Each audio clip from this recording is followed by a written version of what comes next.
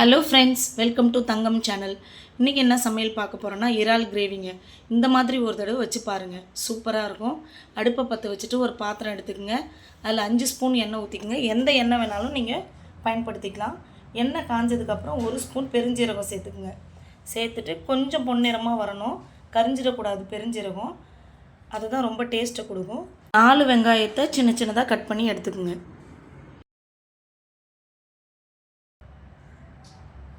இப்போது வதக்கிடலாம்.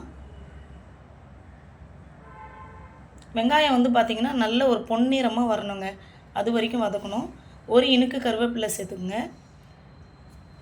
சேர்த்துட்டு உங்களுக்கு தேவையான அளவு உப்பு சேர்த்துக்குங்க.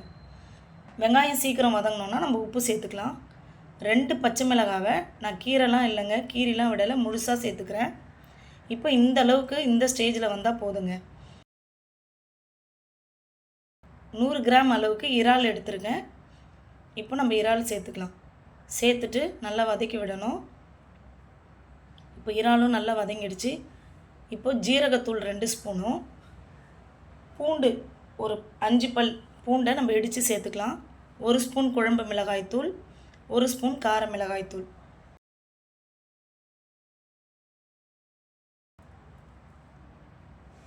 இப்போ 100 ml அளவுக்கு நான் தண்ணி ஊற்றிக்கிறேன்.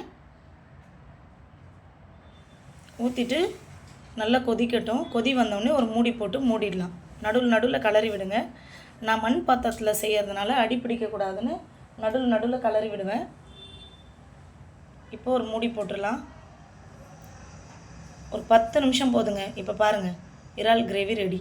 இட்லி, தோசை, சப்பாத்தி, பூரி, சாதம் எல்லாத்துக்கும் சூப்பராக இருக்குங்க. தேங்க்யூ.